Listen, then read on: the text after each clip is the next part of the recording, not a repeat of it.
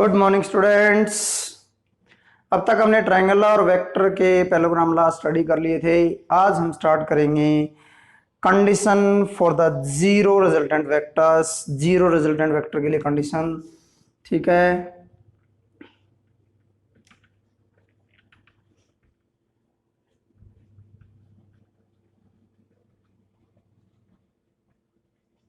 यहां हम स्टडी करेंगे लेमीज थ्योरम के बारे में।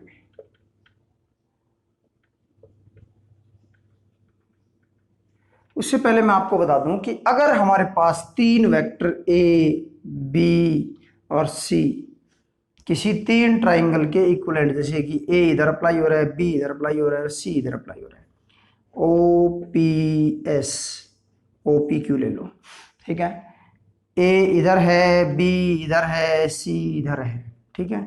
तो ये जीरो रिजल्टेंट वेक्टर कहलाएंगे। तीनों के तीनों पॉइंट के ऊपर नेट फोर्स, नेट जो हो रिजल्टेंट, नेट रिजल्टेंट जीरो होगा। क्या होगा? जीरो। तो यहां जीरो कब होगा? जब A upon O Q, B upon O P और सी अपॉन क्या हो? पी क्यू, किसी ट्राइंगल के अंदर, ठीक है। इसी प्रकार से लेमीज थ्योरम कहती है कि अगर तीन फोर्स एक पॉइंट पर अप्लाई हो रहे हैं, तीन फोर्स एक पॉइंट पे, तीन फोर्स सिंगल पॉइंट के ऊपर, ये F1, ये F2 और ये F3, ठीक है। यहां अल्फा एंगल बन रहा है इन दोनों के बीच में, इनके बीच में बीटा एंगल बन रहा है और इनके बीच में गामा। तो लेमीज थ्योरम कहती है कि तीनों फोर्स इक्विलिब्रियम में होंगे, ठीक है। तीनों फोर्स इक्विलिब्रियम में, और जब इक्विलिब्रियम में होंगे तो एक फोर्स अपोजिट साइड्स के जो दोनों फोर्स हैं उनके बीच के एंगल के साइन कंपोनेंट के इक्वल होगा। Sine alpha F1, F2 upon sine beta और F3 upon sine gamma, F3 upon sine gamma होगा। लेमीज थ्योरम इक्विलिब्रियम कंडीशन के अंदर, इस पॉइंट के ऊपर इक्विलिब्रियम कंडीशन अगर होगा तो, ठीक है भाई। आगे बात समझ में। यहां पर आप जैसे ट्राइंगल लेके चलते हो तो एक ट्राइंगल आपने ले ली, ठीक है। ये फोर्स F1 हो गया, ये फोर्स F2 हो गया और ये फोर्स F3 हो गया, ठीक है। तो यहां पर जो लेके चलोगे तो यहां इसके पैरेलल में साइड लेके चलोगे ए बी सी, तो F1 the upon A C, F2 upon A B और F3 अपॉन आ जाएगा बी सी, ये वैल्यू आ जाएगी आपकी F3 upon A B C Lami's theorem के अंदर, ठीक है भाई। लेमीज थ्योरम की कंडीशन है कोई तो लीनियर मोशन नहीं होना चाहिए, linear motion zero, no linear motion, no rotational motion,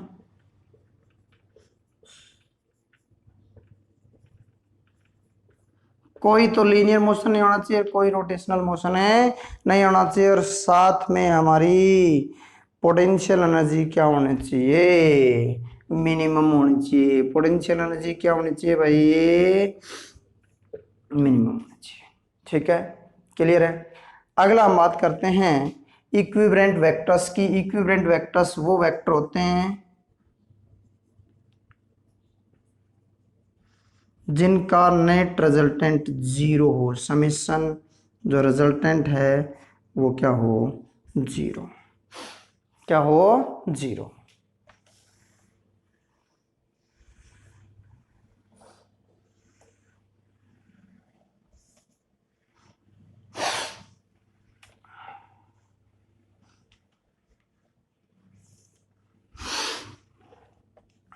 resultant zero.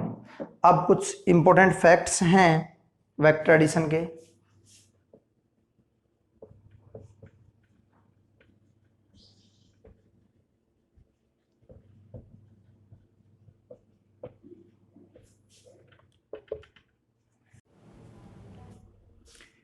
पहला तो फोर्स में फोर्स ऐड होगा, फर्स्ट पॉइंट।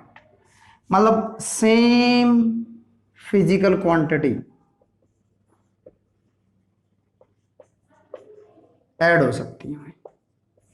ठीक है, सेकंड क्या कह रहा है, मतलब इसके अंदर फर्स्ट में ही कि भाई ये नहीं कि फोर्स में आप वेलोसिटी जोड़ दोगे, फोर्स में आप फोर्स ही जोड़े रखोगे, फोर्स में वेलोसिटी जोड़ोगे नहीं। ठीक है, सेकंड हम बात करें, सेकंड पॉइंट कि ये लॉ ऑफ कॉम्पिटिशन को ओबे करता है।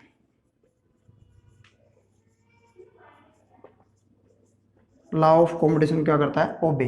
लॉ ऑफ कॉम्पिटिशन क्या कहता है कि A plus B is equal to B plus A होता है। हमारे पास एक वेक्टर ए हो गया, एक वेक्टर बी हो गया। ठीक है, ये किसी पैरेललोग्राम के अंदर हमने ले लिए ओ पी क्यू एस, ये आर रिजल्टेंट के इक्वल आ गया हमारा, आर रिजल्टेंट के इक्वल आ गया। ये हमारा हम लेके चलें तो फ्रॉम ट्राइंगल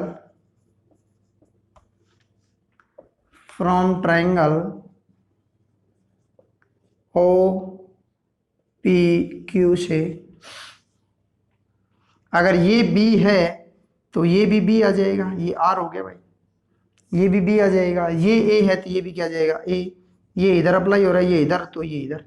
ठीक है भाई, तो यहाँ से ओ पी क्यू से O Q that is equal to O P plus P Q, तो ये O Q that is equal to vector A plus vector B. Similarly from triangle O Q S से, ओ क्यू एस से यहाँ से O Q आ जाएगा हमारा O S plus S Q, तो ओ क्यू हमारा आ गया vector B plus vector A. तो दोनों के दोनों यहाँ हम बात करें ओ क्यू के बराबर है तो vector A plus vector B that is equal to vector B plus vector A. ठीक है भाई, क्लियर है। नेक्स्ट हम बात करें इसके अंदर तो ये लॉ ऑफ एसोसिएशन को ओबे करता है, लॉ ऑफ ए एसोसिएशन को।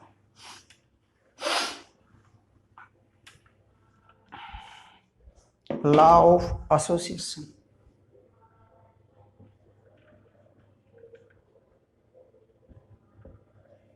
लॉ ऑफ एसोसिएशन को भी करता है।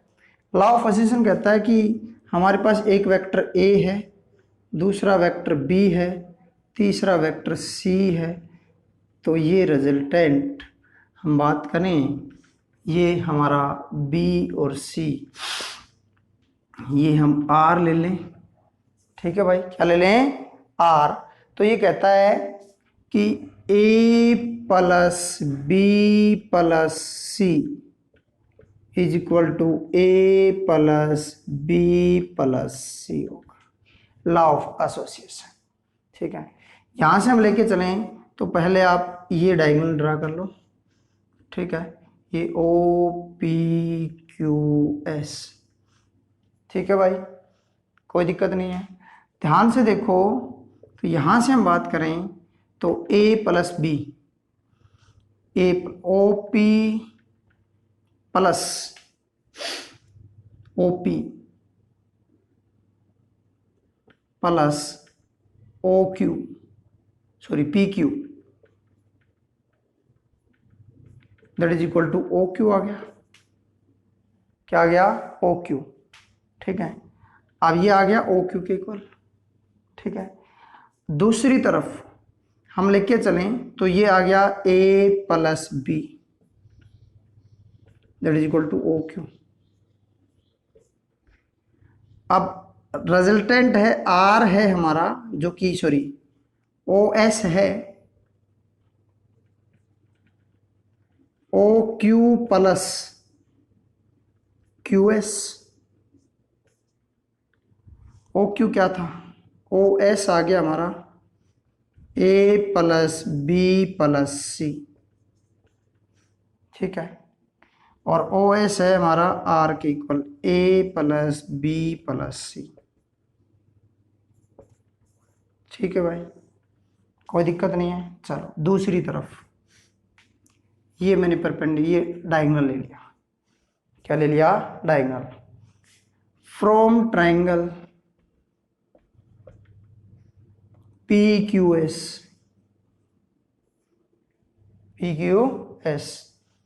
तो ये आ जाएगा PS that is equal to PQ plus QS।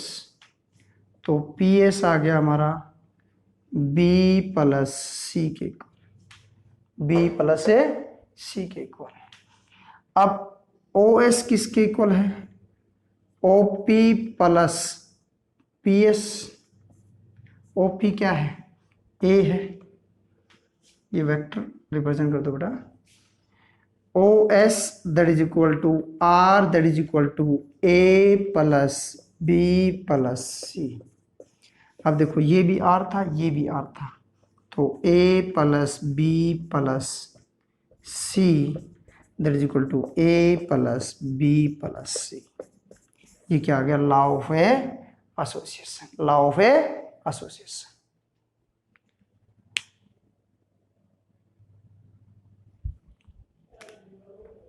Next हम लेके चलते हैं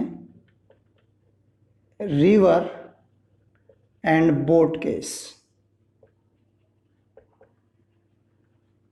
रिवर एंड बोट केस हम लेके चलते हैं। तो बड़ा दो केस होते हैं। जैसे आपकी ये रिवर है, ये नदी है जिसकी हमने चौड़ाई मान ली S, ठीक है। पानी का बहाव हमने ले लिया V1 वेलोसिटी है, वेलोसिटी ऑफ वाटर हमने V1 मान ली, और सॉरी V1 मान ली वेलोसिटी यहाँ से यहाँ तक। ये शॉर्टेस्ट पाथ हमने ले लिया है। V1 वेलोसिटी ले ली हमने बोट की, और V2 वेलोसिटी ले ली हमने रिवर की फ्लो की। देखो दो केस हैं।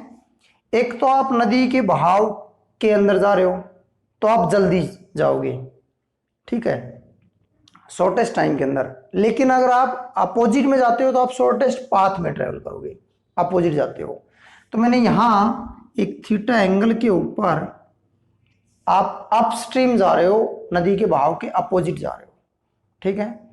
ये A ले लिया, ये B ले लिया, ये रिजल्टेंट वेलोसिटी हम लेके चल देंगे। यहाँ से हम लेके चलें ये C और ये D,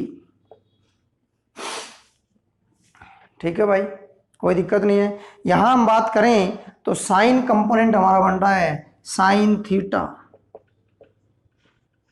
कौन सा? Perpendicular upon hypotenuse, perpendicular upon hypotenuse. Perpendicular है V2 और ये है V1, ठीक है भाई। और वेलोसिटी हम लेके चलेंगे तो नदी का बहाव है इस तरफ, आप जा रहे हो अपोजिट। मैंने आपसे कहा कि दो डायरेक्शन होंगी। अगर आप नदी भी इधर बह रही है, आप सीधे जा रहे हो तो नदी आपके फोर्स लगाएगी। आप सीधे जा रहे थे, फोर्स लगाएगी तो आप इस तरफ जाओगे, आप शॉर्टेस्ट टाइम में डिस्टेंस ट्रेवल करोगे। लेकिन अगर आप अपोजिट जा रहे हो तो नदी आपके फोर्स लगाएगी तो आप शॉर्टेस्ट पाथ में कवर करोगे। किस में करोगे? शॉर्टेस्ट पाथ के अंदर, ठीक है भाई। तो फ्रॉम डायग्राम हमने साइन कंपोनेंट निकाल लिया ये। अब वेलोसिटी जो आएगी, वेलोसिटी जो कि रिजल्टेंट वेलोसिटी आएगी हमारी, वो आएगी क्या आएगी? देखो नदी का बहाव है इस तरफ, आपका रिजल्टेंट कंपोनेंट आ रहा है इधर, तो यहां अपोजिट डायरेक्शन में आप लेके चलोगे तो रिजल्टेंट वेलोसिटी जो लेके चलोगे यहाँ पे वो V1 square plus V2 square plus 2V1 V2 cos theta. अब ध्यान करो कि आप ये कंपोनेंट आपका जीरो आ जाएगा। क्या आ जाएगा? जीरो। कैसे सर? कैसे लेके चलोगे कि आप इधर जा रहे हो, वेलोसिटी इधर जा रही है, ठीक है ना, आप नदी के अपोजिट डायरेक्शन में जा रहे हो, ठीक है ना। तो यहां पर आपकी वैल्यू आ जाएगी एक तो साइन कोस 0 कोस 90, और इधर जो वेलोसिटी होगी वो अपोजिट डायरेक्शन में है, तो वैल्यू आ जाएगी नेट रिजल्टेंट वेलोसिटी आएगी आपके V1 का स्क्वायर माइनस V2 का स्क्वायर, ठीक है। डिस्प्लेसमेंट कितना था? डिस्प्लेसमेंट, डिस्प्लेसमेंट था s। अब आप सब जानते हो कि वेलोसिटी क्या होती है, डिस्प्लेसमेंट अपॉन टाइम। तो डिस्प्लेसमेंट क्या आ जाएगा, सॉरी टाइम क्या आ जाएगा, डिस्प्लेसमेंट अपॉन में वेलोसिटी। ठीक है, तो टाइम आ गया t that is equal to s upon under root v1 square minus v2 square, v1 square minus है v2 स्क्वायर। ठीक है भाई, कोई दिक्कत नहीं है, चलें आगे। चलो देखो, ठीक है, अगला देखो, इसके अंदर अपोजिट डायरेक्शन में, अगर सॉरी सेम डायरेक्शन में आप फ्लो कर रहे हो तो क्या होगा, सेम डायरेक्शन में आप फ्लो कर रहे हो, ये एस डिस्प्लेसमेंट आ गया। ठीक है,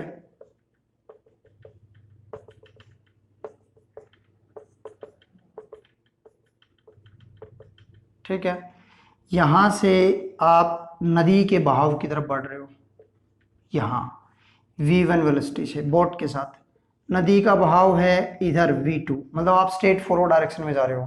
ठीक है, तो आपके ऊपर नदी फोर्स लगाएगी तो आपका नेट रिजल्टेंट यहाँ आएगा, ये थीटा बन जाएगा। क्या बन जाएगा, थीटा।